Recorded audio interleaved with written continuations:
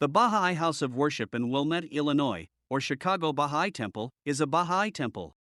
It is the second Baha'i house of worship ever constructed and the oldest one still standing. It is one of 8 continental temples, constructed to serve all of North America. The temple was designed by French-Canadian architect Louis Bourgeois, 1856–1930, who received design feedback from Abdul-Baha during a visit to Haifa in 1920. To convey the Baha'i principle of the unity of religion, Bourgeois incorporated a variety of religious architecture and symbols. Although Abdul-Baha participated in a groundbreaking ceremony in 1912 that laid a cornerstone, construction began in earnest in the early 1920s and was delayed significantly through the Great Depression and World War II. Construction picked up again in 1947, and the temple was dedicated in a ceremony in 1953. Baha'i houses of worship are intended to include several social, humanitarian, and educational institutions clustered around the temple, although none have been built to such an extent. The temples are not intended as a local meeting place, but are instead open to the public and used as a devotional space for people of any faith. History. Early plans.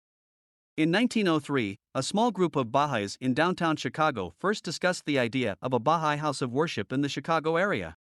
At the time, the world's first house of worship was being built in Ashgabat, Russian Turkestan, what is now Turkmenistan. The Iowa's family was particularly involved in the first requests. A Baha'i from Chicago named Corinne Knight-True went on pilgrimage to British-mandated Palestine in 1907 to visit Abdul-Baha, then leader of the religion, and tell him of the growing interest in a local house of worship. During Thornton Chase's pilgrimage, he had asked Abdul-Baha about it as well and was directed to work with True as complete directions had been given to her. A series of newspaper articles in the fall of 1908 including Chase among a set of women in several newspapers about the aim of the Baha'is to build it. This interaction led to the next development of a national sense of community, the election of the first National Council of the Religion, with delegates present from across the U.S. and Canada, in the spring of 1909. 30% of the members elected were women. Abdul-Baha gave his blessing to the project, but recommended that the structure be built away from the Chicago business district, in a more quiet area near Lake Michigan. The Baha'is considered building the temple in Chicago's Jackson Park or the suburb of Evanston, but eventually settled on Wilmette, Illinois, just north of Evanston. True began coordinating work and acted as the treasurer of the growing effort, and it became a solace to her life in the face of many personal challenges. Subsequently, American Baha'is came to refer to her as the mother of the temple, and she was eventually appointed one of the hands of the cause of the religion. The Baha'i administrative body True, initiated by direction of Abdul-Baha, the Baha'i Temple Unity, began purchasing land and gradually assumed larger responsibilities across communities until it was renamed the National Spiritual Assembly. Baha'is from around the world gradually raised funds to pay for the project. For example, French Baha'is were noted as contributing even after facing the January 1910 Great Flood of Paris. A Chicago resident named Nettie Tobin, unable to contribute any money, famously donated a discarded piece of limestone from a construction site. This stone became the symbolic cornerstone of the building when Abdul-Baha arrived in Wilmette in 1912 for the groundbreaking ceremony during his journeys to the west. The actual construction of the building did not begin until the 1920s, after Baha'is agreed to use a design by Louis Bourgeois. The design was seen as a mixture of many different architectural styles. Construction. By 1922, the first part of the building, the foundation hall, was mostly finished, and Baha'is began using it as a meeting place. Progress on construction soon stalled, however, as funds began to dwindle, and residents of Wilmette began expressing displeasure with the construction site. At this point, many strange rumors about the structure began to circulate. Some people believed that the building was used by the Baha'is to keep a live white whale. Others said that the building was a refueling station for captured German submarines that had been brought to the Great Lakes. Construction resumed as contributions from Baha'is began to increase, and in 1930, the George A. Fuller Company was hired to complete the building's superstructure. The superstructure was completed in 1931, and a year later, John Joseph Early was hired to begin work on the building's concrete cladding. A model of the temple was placed on display at Chicago's 1933–34 Century of Progress exposition, and people began traveling to Wilmette to see the building taking shape. The temple was featured in a privately issued postal stationery cover on the occasion of the 20th anniversary of U.S. airmail service in 1938. The exterior of the building was completed in January 1943. Work remained to be done on the interior cladding of the structure, as well as the landscaping around the building. Louis Bourgeois' designs for the interior were incomplete. He had died in 1930 before he could finish his plans, so in 1947, Alfred Shaw was hired to work on the interior detailing of the building. By the 1940s, the temple was again featured on a privately issued postal stationery cover and was used by the U.S. Navy during World War II as a rendezvous point for training fighter pilots from the nearby Glenview Naval Air Station, and, by 1946, to mark a flight path of a Navy Mars seaplane.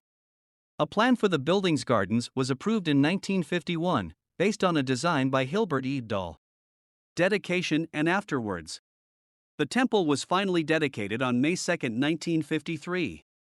Over 3,500 people attended the services, including 91-year-old Corinne True.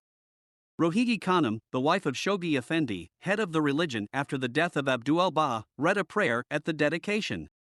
Several prominent figures, such as Supreme Court Justice William O. Douglas and future Justice Thurgood Marshall, sent messages of praise to the Baha'is. From 1958 to 2001, the Wilmette Baha'i House of Worship was associated with a home for the aged, operated by the U.S. Baha'i community. The Baha'i home has since closed, although the building remains in use for a local Baha'i school and a regional training center. A new welcome center for the House of Worship was completed in 2015, described as connecting the temple with the community, including Baha'is and non-Baha'is. Features.